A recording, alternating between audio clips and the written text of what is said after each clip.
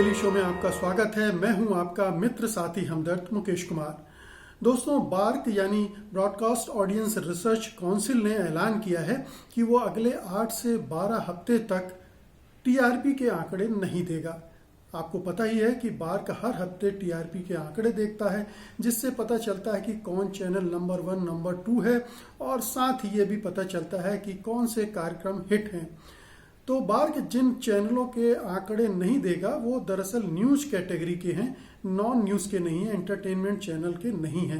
केवल news category को ही उसने इसमें रखा है, और वो इसलिए रखा है कि मुंबई पुलिस ने हाल में ही टीआरपी घोटाले का भंडाफोड़ किया था।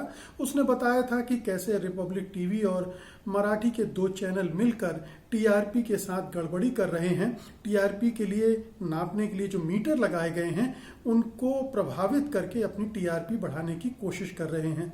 इस सिलसिले में ये चैनल कुछ दर्शकों को जिनके घर में ये टीआरपी नापने के मीटर लगे हुए हैं उनको घूस दे रहे थे, रिश्वत दे रहे थे, पैसे दे रहे थे।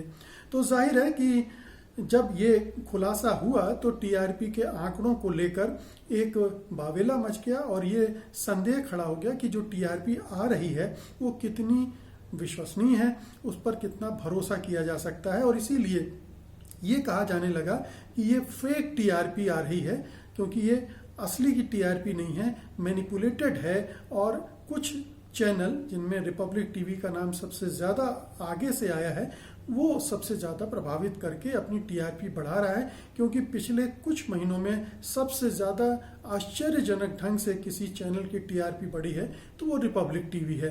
तो शक के घेरे में अर्णब गोस्वामी और उनके रिपब्लिक टीवी के दोनों हिंदी और अंग्रेजी के न्यूज़ चैनल आ गए हैं, और उसकी जांच की कार्रवाई भी चल पड़ी है।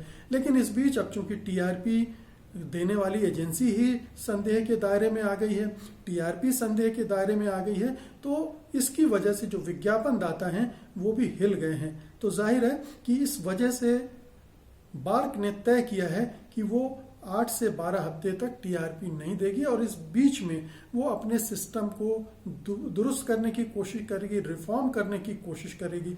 तो आखिरकार बार्क ऐसा क्या कर सकता है जिससे उसका सिस्टम और भी रोबस्ट हो जाए, और भी मजबूत हो जाए, लीक प्रूफ हो जाए, और ज़्यादा विश्वसनीय हो जाए। और सबसे बड़ी बात यह है कि क्या जो भी परिवर्तन बार्क अपने मैकेनिज्म में लाएगा, रेटिंग सिस्टम में लाएगा, उससे क्या कंटेंट पर कोई पॉजिटिव सकारात्मक असर पड़ सकता है। तो ये 2 सवाल हैं जो आज के कार्यक्रम में हम जिन पर चर्चा करेंगे। लेकिन उसके पहले आपसे गुजारिश करेंगे। गुजारिश ये है कि हम सब जानते हैं कि गोदी मीडिया कैसे फर्जी खबरें गढ़ता है, झूठ फैलाता है, और एक तरह से पूरे देश को गुमराह करता है गलत खबरों के जरिए। अब ज़रूरी है कि गोदी मीडिया से निजात पाया जाए, और ये तभी संभव हो सकता है जब स्वतंत्र पत्रकारिता का साथ दिया जाए, उसकी ताकत बना जाए। सत्य हिंदी की सदस्यता योजना इसी दिशा में एक बड़ा कदम है। इसमें आर्थिक योगदान देकर आप स्वतंत्र पत्रकारिता को मजबूती प्रदान कर सकते हैं। इसके लिए इस वीडियो के साथ दिए गए डिस्क्रिप्शन में जाइए, उसमें एक लिंक है, उसको क्लिक कीजिए। क्लिक करने से सदस्यता योजना का पूरा ब्यौरा आपके सामने आ जाएगा। आप अपनी मनचाही सदस्यता उसमें से चुन सकते हैं। हमें उम्मीद है कि आप ऐसा जरूर करेंगे। तो अब वापस लौटते हैं उन सवालों पर जो बार्क के इस फैसले से उठ खड़े हुए हैं, जिसमें उसने कहा है कि वो 8 से 12 हफ्ते तक टीआरपी के आंकड़े नहीं देगा। सवाल उठता है कि टीआरपी के आंकड़े नहीं देगा और टीआरपी के सिस्टम को उसको दुरुस्त करना है, तो वो क्या कर सकता है। इसके पहले मैं आपको थोड़ा सा बता दूं कि ये जो बार्क है आपको टीआरपी कैसे देता है, या चैनलों को टीआरपी किस लिए कैसे देता है, और उसका दरअसल असली मकसद क्या होता है। तो अव्वल तो ये कि टीआरपी का एक सिस्टम है जिसमें बार्क ने देश भर के विभिन्न हिस्सों में, विभिन्न राज्यों के विभिन्न शहरों और गांवों में लगभग 40 से 45 हजार पीपल्स मीटर लगा रखे हैं। जिन घरों में लगा रखे हैं उनको पैनल होम कहते हैं। उन घरों में टीवी सेट्स के साथ उन्होंने ये मीटर जोड़ रखे हैं, और वो उस घर के जो भी मेंबर जो कार्यक्रम देखते हैं उनको रिकॉर्ड करते रहता है, उनके बारे में जानकारी। और फिर जो बार्क की जो एजेंसी है हंसा रिसर्च, वो उन आंकड़ों को इकट्ठा करके और फिर एनालाइज करती है, और इसमें टाइम इंडिया भी शामिल है, और उसके बाद हर हफ्ते आंकड़े दिए जाते हैं। तो ये एक पूरी प्रोसेस है। अब इस पूरी प्रोसेस का मकसद क्या है? मकसद, अगर आप ये सोचते हैं कि चैनलों की रेटिंग देना है ताकि दर्शकों को पता चले कि कौन सा चैनल सबसे अच्छा कर रहा है, तो ये कतई नहीं है। इसका एकमात्र मकसद विज्ञापन दाताओं को और विज्ञापन एजेंसियों को मदद करना है, क्योंकि विज्ञापन दाता इन्हीं आंकड़ों के बल पर तय करते हैं कि किस चैनल को कितने विज्ञापन देना है, किस दर पर विज्ञापन देना है। जैसे अगर रिपब्लिक टीवी ने गड़बड़ करके अपनी टीआरपी बढ़ा ली है, तो जाहिर है कि उसके विज्ञापनों की दर भी बढ़ जाएगी, और इसीलिए चैनलों के बीच ये टीआरपी का युद्ध चलता रहता है। तो विज्ञापन दाता टीआरपी के आधार पर तय करते हैं। अब जो सैंपल चुने जाते हैं, जो 40 से 45 हजार पैनल होम है जिनमें ये मशीनें लगाई गई हैं, टीआरपी मापने की मशीनें जिन्हें पीपल्स मीटर कहा जाता है, तो वो किस आधार पर तय होती हैं कि किसके घर में लगेगा और किसके घर में नहीं लगेगा। इसके ये तय करने के लिए कुछ क्राइटेरिया बनाए हैं, और उसमें सबसे बड़ा और महत्वपूर्ण क्राइटेरिया यही है कि उन घरों में रहने वाले लोगों की परचेजिंग पावर क्या है, वो कितना खर्च कर सकते हैं, उनकी आर्थिक हैसियत क्या है, उनके पास घर है कि नहीं, गाड़ी है कि नहीं, लैपटॉप यूज़ करते हैं या नहीं करते हैं, किस तरह का टीवी यूज़ करते हैं। तमाम तरह की जो ये चीज़ें हैं, कंज्यूमर आइटम्स हैं, उनके इस्तेमाल को लेकर उनका एक प्रोफाइल बनाया जाता है और उसके आधार पर तय किया जाता है, क्योंकि विज्ञापन दाताओं को ऐसे दर्शकों की ज़रूरत है जो उनके प्रोडक्ट को खरीद सकें। तो जाहिर है जिसके जेब में पैसे नहीं हैं वो क्या खरीदेगा, तो उसके पास विज्ञापन दाता जाना नहीं चाहते और उनके घर में टीआरपी के ये जो पीपल्स मीटर हैं वो लगाए भी नहीं जाते हैं। तो ये विशुद्ध रूप से उच्च और मध्यम वर्ग के घरों में ज़्यादातर लगाए जाते हैं, थोड़े से निम्न मध्यम वर्ग के घरों में भी लगते हैं। तो इस तरह से एक ये पूरा तय हो जाता है कि कौन लोग हमारे ऑडियंस हैं, और वो ऑडियंस दरअसल कंज्यूमर के हिसाब से तय होते हैं। उसमें दर्शक की जो हैसियत है वो बहुत कमज़ोर हो जाती है। अब इन्हीं लोगों की जो रुचियां होती हैं वही देश की रुचियां मान ली जाती हैं। इस 40-45 हजार घरों में रहने वाले लोग पूरे हिंदुस्तान के बारे में तय कर देते हैं कि उन्हें ये सीरियल पसंद है, उन्हें ये चैनल पसंद है, उन्हें इस चैनल की डिबेट पसंद है, उन्हें इस चैनल की खबरें पसंद है। तो ये पूरी तरह का आप समझ सकते हैं बहुत बड़ा फ्रॉड है जो हम सबको धोखे में रखता है, और जाहिर है कि विज्ञापन दाताओं को ज़रूर इससे मदद मिल जाती है, क्योंकि वो इस तरह के दर्शकों तक पहुंचना चाहते हैं। 40-45 हजार वैसे भी इतने बड़े 128-30 करोड़ के देश में बहुत छोटा सैंपल साइज है, लेकिन ये माना जाता है कि इस तरह की जो मार्केटिंग रिसर्च है उसके लिए ये सैंपल साइज बुरा नहीं है, तो उस लिहाज से हम इसको दरकिनार नहीं कर सकते हैं।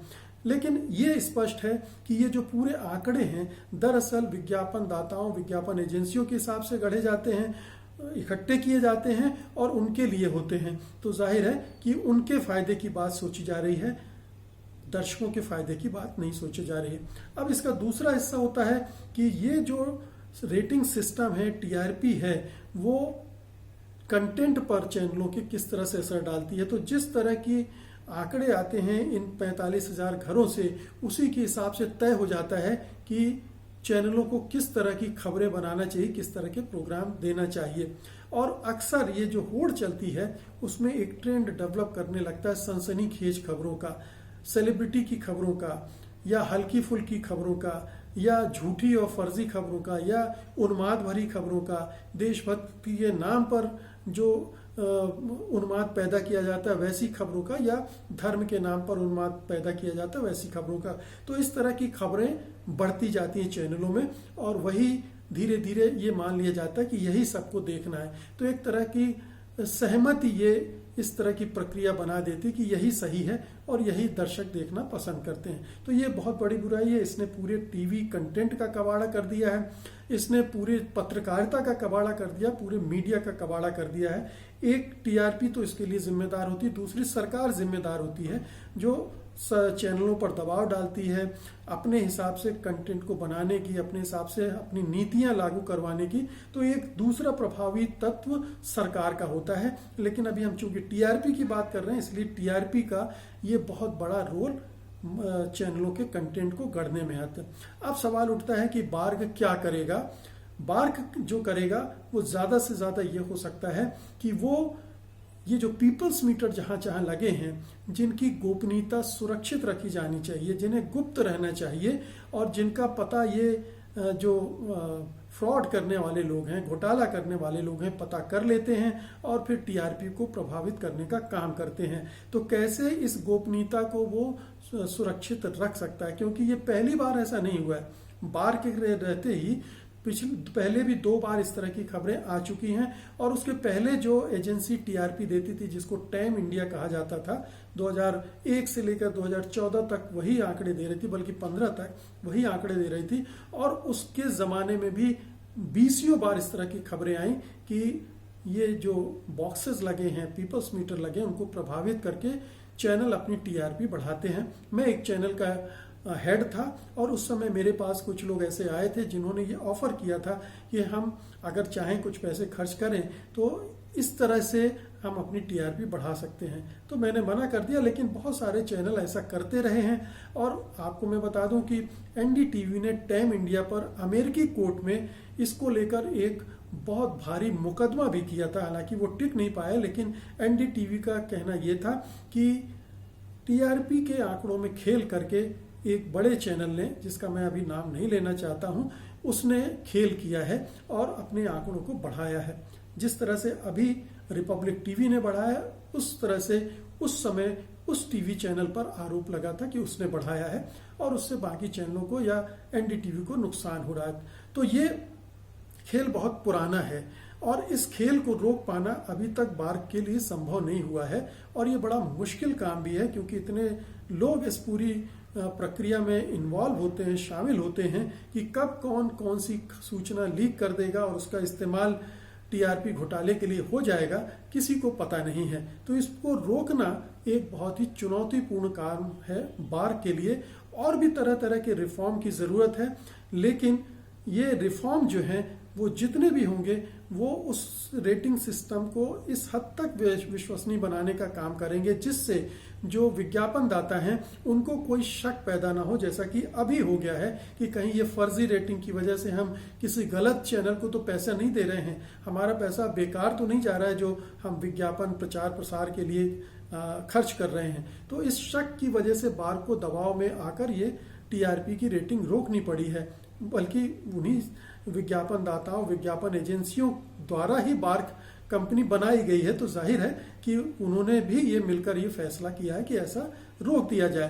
तो मुख्य रूप से इसके लिए काम करेगी, कंटेंट को कैसे टीआरपी के प्रभाव से बचाया जाए, वहां उस पर कोई काम नहीं होगी। और ना ही टीआरपी के पैरामीटर्स में कोई बदलाव करने बार्क चाह रहा है कि भाई हम ये चीजें तो बताएंगे, लेकिन ये भी बताएंगे कि कौन चैनल कितनी ईमानदारी से खबरें दे रहा है, कौन चैनल कितनी विश्वसनीयता रखता है, अपने तथ्यों की जांच परख करता है, कौन चैनल हर तरह की सामग्री देता है, सिर्फ एक तरह की नहीं देता है, कौन चैनल सबसे ज्यादा निष्पक्ष है।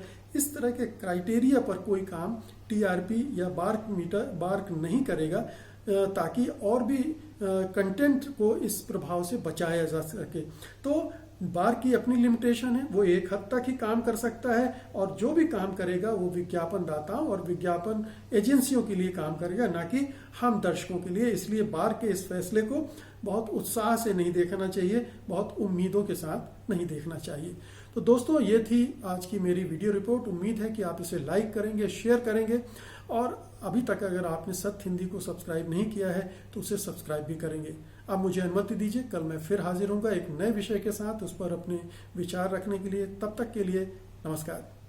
सत्य हिंदी के और वीडियोस को देखने के लिए हमारे YouTube चैनल को सब्सक्राइब करें और सीधे नोटिफिकेशन पाने के लिए बेल आइकन दबाएं।